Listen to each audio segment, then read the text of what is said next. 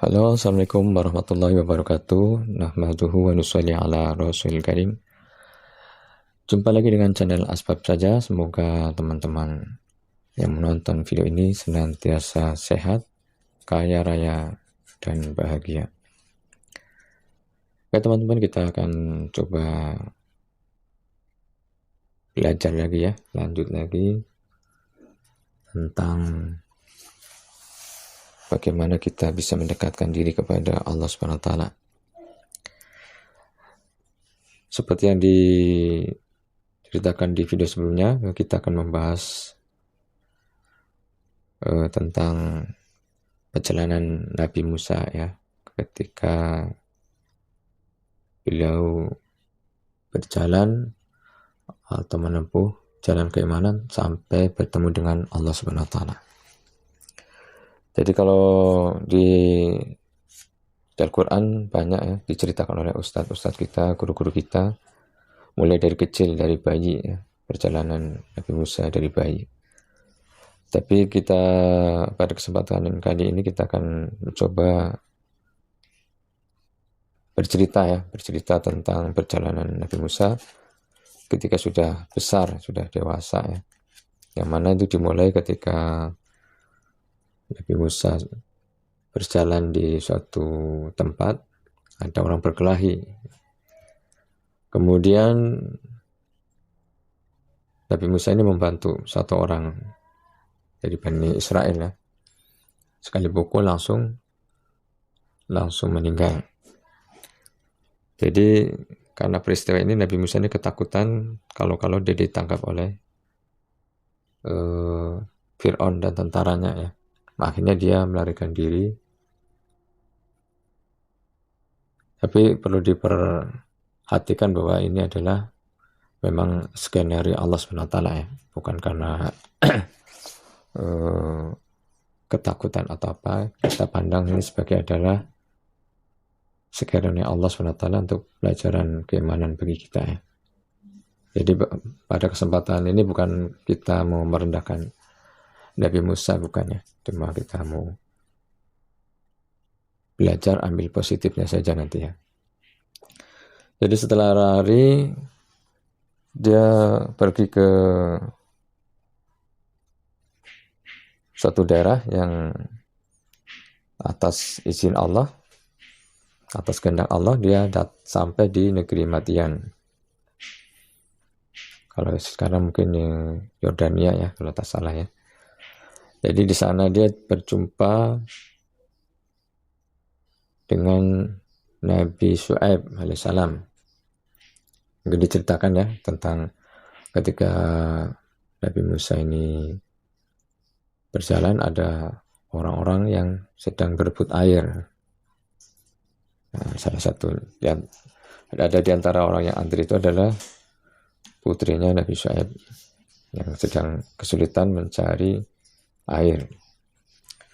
Singkat cerita, akhirnya berjumpalah Nabi Musa alaihissalam dan bertempat tinggal di Madian, bahkan kemudian dinikahkan oleh Nabi Syuaib dengan putrinya. Jadi seperti kita tahu ya, bagaimana seorang nabi ini adalah dia tugasnya adalah mengajarkan umatnya, mengajak umatnya untuk taat pada Allah SWT.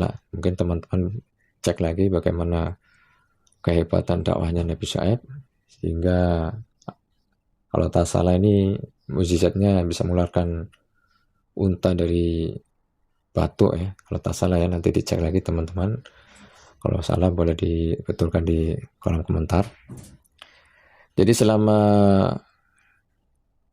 8 tahun ya, 8 tahun perjanjiannya ya dengan Nabi Syuaib tadi, tetapi Nabi Musa menambah 2 tahun lagi. Sehingga kurang lebih adalah 10 tahun bertempat tinggal, hidup bersama dengan Nabi Syuaib.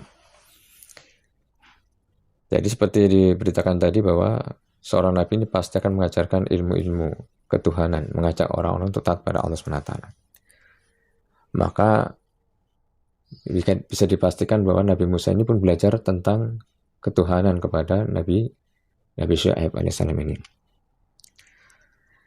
Jadi setelah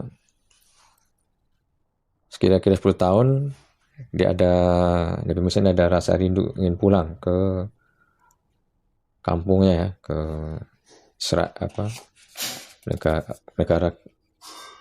negaranya ya, tempat tinggal waktu dia kecil. Nah, di dalam perjalanan inilah mulai ada pelajaran. Jadi ini mungkin kisahnya tidak berurutan ya, tetapi mungkin bisa diambil saja nanti pelajarannya ya. Jadi ketika Nabi Musa bersama istrinya ini sedang di satu tempat, mungkin kemalaman ya, kemudian dia melihat ada satu cahaya macam api itu, karena dia mungkin untuk sebagai penghangat ya, untuk api kan pada waktu malam hari dia perlu yang bisa menghangatkan diri, Tuhan juga bisa melindungi dari binatang ya. Dia mau ngambil api, nah, baru diberitakan di situ, maka sampailah dia Nabi Musa ke tempat api tadi. Disitulah dikenalkan bahwa dia ini diperintahkan untuk berdakwah kepada Fir'aun. Jadi ketika ada perintah dakwah ini, maka Nabi Musa dalam keadaan ketakutan atau ragu-ragu. Yang pertama yang dihadapi adalah Fir'aun ya, yang orang terkenal sangat kejam, hingga rasa ketakutan. Ini manusiawi ya, kita bicara tentang manusiawi atau secara syariatnya. Maka Nabi Musa berdoa minta teman supaya apa? Supaya ada kawan ketika dia berdakwah. Maka dia berdoa supaya ditemani oleh saudaranya yang bernama Harun ya, yang kemudian diangkat menjadi Nabi Harun. Karena Nabi Harun ini adalah orang yang pandai bicara ya, lancar, fasih ketika berbicara. Kemudian ini pelajaran bahwa ketika kita belajar ketuhanan, maka ada proses-proses seperti ini. Misalnya kita belajar tentang keyakinan pada Allah SWT, tetapi karena sebagai manusia kadang naik turun imannya, maka kadang-kadang kita terlepas keyakinan ya kepada Allah SWT, sehingga kadang-kadang kita pun merasa takut, merasa cemas, karena kita belum masuk ke level wali Allah ya. Kalau wali Allah ini tidak ada ketakutan dan tidak ada bersedih hati. Ini kalau sudah menjadi kekasih Allah seperti itu. Tapi kalau menjadi proses, maka biasanya ketika ada masalah masih ada ketakutan, masih ada kegalauan, kecemasan. Itu wajar ya. Makanya yang perlu diperhatikan adalah bagaimana kita meningkatkan keyakinan kita pada Allah SWT. Ini nanti dengan ilmu dan prakteknya. Jadi singkat cerita diperintahkan pergi. Ketika pergi dia ada keraguan dan ketakutan tadi tentang kehebatan Fir'aun tadi. Kemudian dia risau juga dengan istrinya. Dia kalau pergi, maka istrinya tidak dibawa. Akhirnya dia bingung, ragu-ragu. Maka Allah SWT perintahkan Nabi Musa ini untuk memukul sebuah batu. Jadi batu itu terbelah. Kemudian suruh pukul lagi. Hanya batunya pun terbelah lagi. Sampai berapa kali batunya terbelah, akhirnya dia menemukan satu ekor ulat yang sedang memakan buah segar.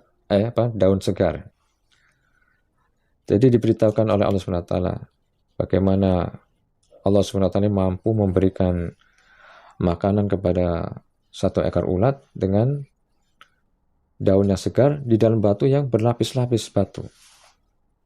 Ini Allah SWT menunjukkan bagaimana kehebatan Allah SWT, supaya kita tidak ragu tentang rezeki, bahwa rezeki itu adalah Allah SWT yang menjamin. Jadi kita ini supaya ikhtiar saja. Ikhtiarnya tadi dengan memukul batu tadi ya, ikhtiarnya salah satu pelajaran. Jadi jangan kita diam aja di rumah dengan yakin bahwa Allah yang memberi rezeki kemudian kita diam saja, tetapi perlu kita ada usaha atau ikhtiarnya. Kemudian dibarengi dengan keyakinan bahwa itu daripada Allah SWT. Jadi yang diambil pelajaran di sini adalah kita, Nabi Musa belajar 10 tahun ini tentang keyakinan ini kepada Allah SWT masih belum sempurna imannya yang dikehendaki Allah SWT. Jadi perlu usaha lagi. Ini Nabi Musa alaihissalam berguru kepada Nabi Syuaib alaihissalam. Sedang diri kita ini apa nih? Kita ini bukan nabi, bukan ustadz, ya, saya lah bukan ustadz. Maka untuk mempelajari sesuatu jalan menuju pada Allah SWT memang harus tidak putus asa, terus dan lagi berguru ke sana ke sini, tambah ilmu lagi. Nah, seperti itu ya. Jadi intinya adalah jangan merasa cukup dengan apa yang kita dapatkan dari guru kita. Misalnya guru kita adalah seorang wali kutub pun belum ada jaminan keimanan kita ini masih 100% diterima Allah SWT. Masih ada perjalanan, masih ada ujian-ujian daripada Allah SWT yang diinginkan Allah SWT, bagaimana iman kita memang yakin 100% pada Allah SWT. Jadi kalau untuk sementara ini dulu ya, perjalanan Nabi Musa bertemu dengan Allah, karena memang kisah Nabi Musa ini di Al-Quran ini banyak sekali. Jadi kita untuk tahap ini kita hentikan dulu di sini ya. Insya Allah nanti kita sambung di video selanjutnya tentang perjalanan Nabi Musa menuju kepada Allah SWT. Senantiasa juga teman-teman dalam keadaan sehat, kaya raya dan bahagia. Sampai jumpa lagi di video berikutnya. Assalamualaikum warahmatullahi wabarakatuh.